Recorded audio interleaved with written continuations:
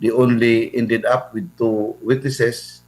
Ang sabi nila, they will present their last witness in the person of the director of the NBI. So, this is very in stark contrast sa kanilang what they advertised on, what the promise to the people na they will be presenting so many witnesses. In fact, after the second witness, yung NBI director, sabi pa nga sa isang prosecutor na meron pa sila pasabog. Pero ngayon, wala na. They withdraw their intended witnesses. So, masasabi natin na merong failure sa kanilang expectation. I don't know what is the cause, or maybe they don't have really the evidence at all from the very beginning.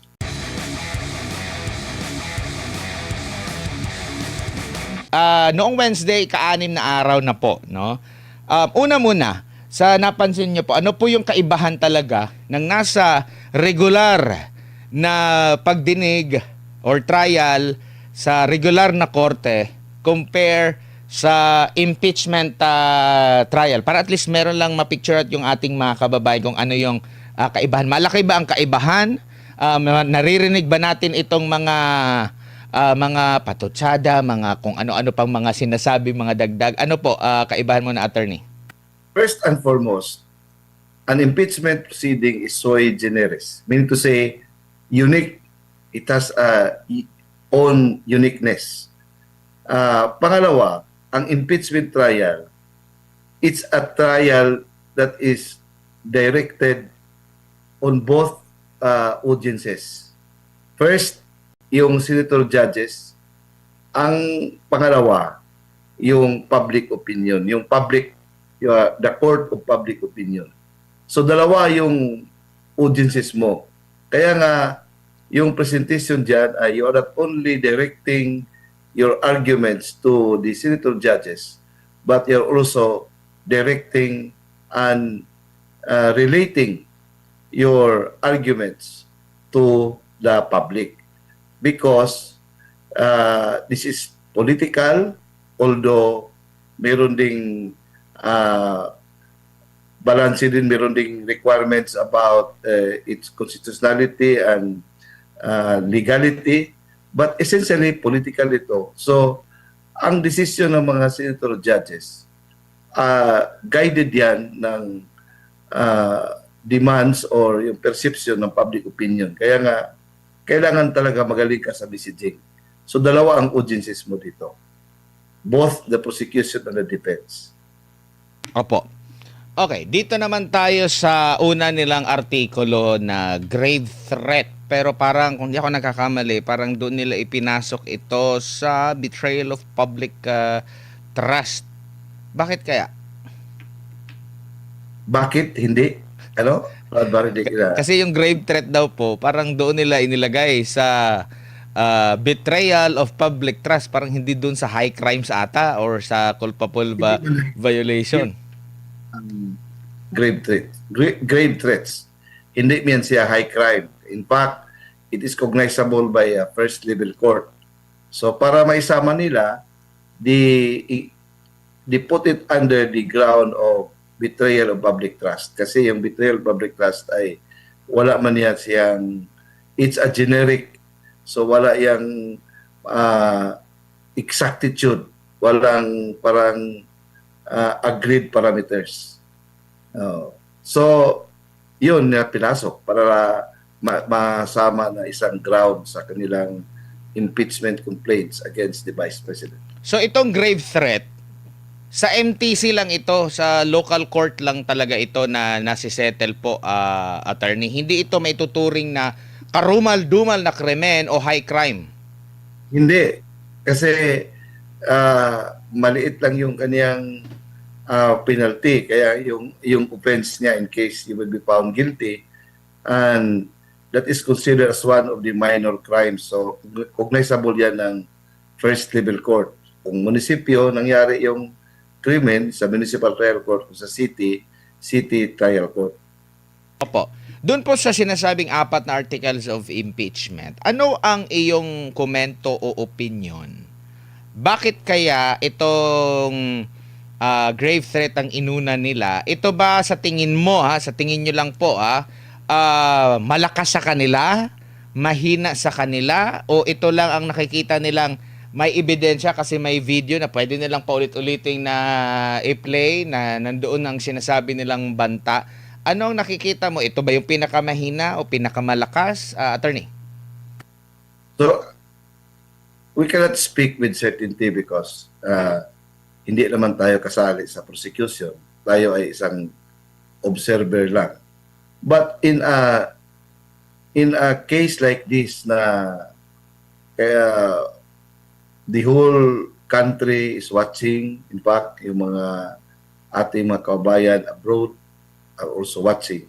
So, ang kailangan nito ay kailangan yung first na opening salvo pa lang, impactful na.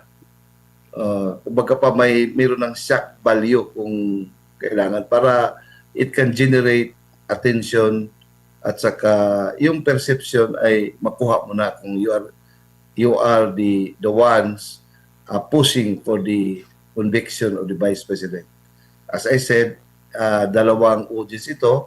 So you are directing especially to the court of public opinion. So normally, you have to start with a bang.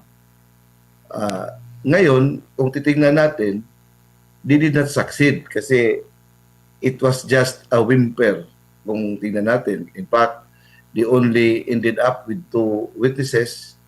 Ang sabi nila, they will present their last witness in the person of the director of the NBI. So, this is very in stark contrast sa kanilang what they advertised on, what the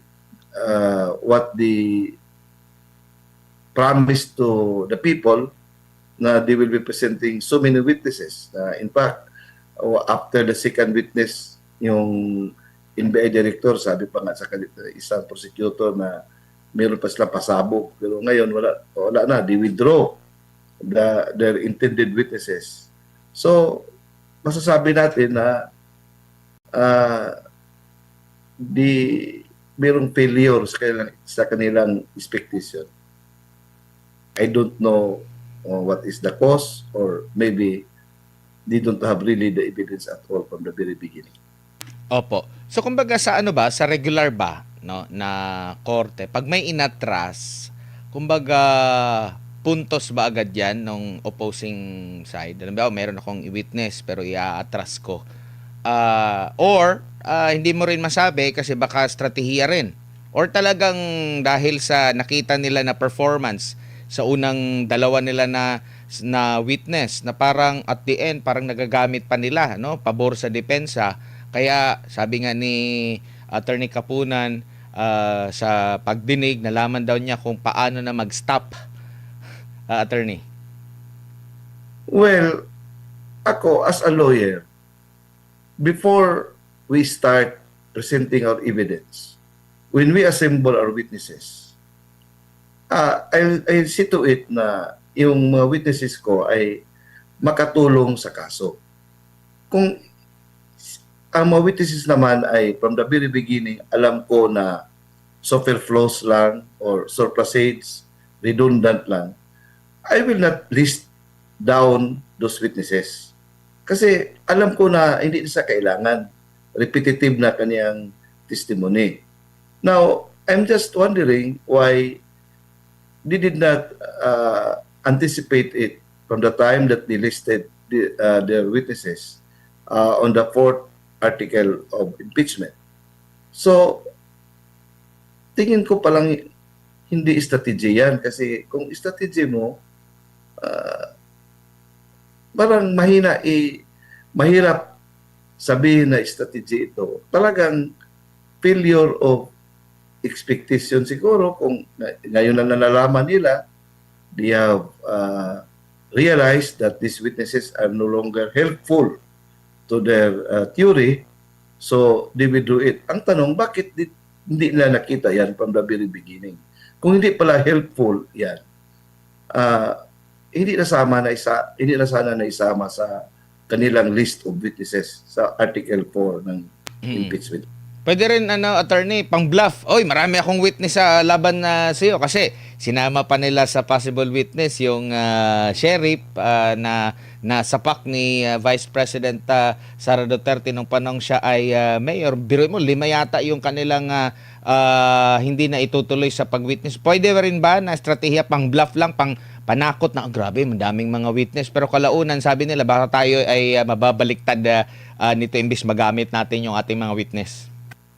So, kung ganun ang paningin mo diyan, ang sa atin speculation lang ito, Opo.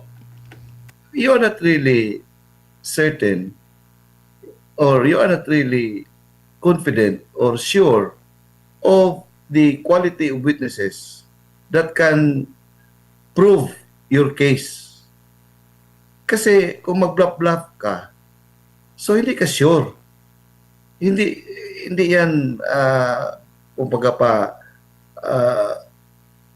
parang demonstration of certainty of your theory.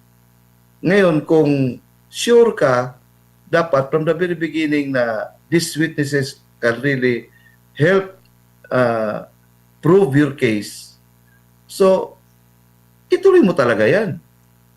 Kung at in the middle of the show, you decided to withdraw, bakit nga hindi yan nakita sa umpisa?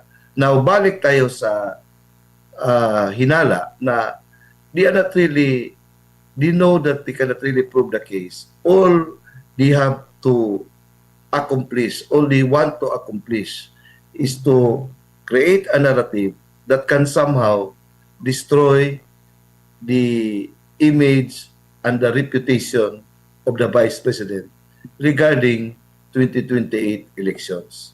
So it's not about proving her guilt. It's about decimating. It's about destroying her person. So parang i-demonize.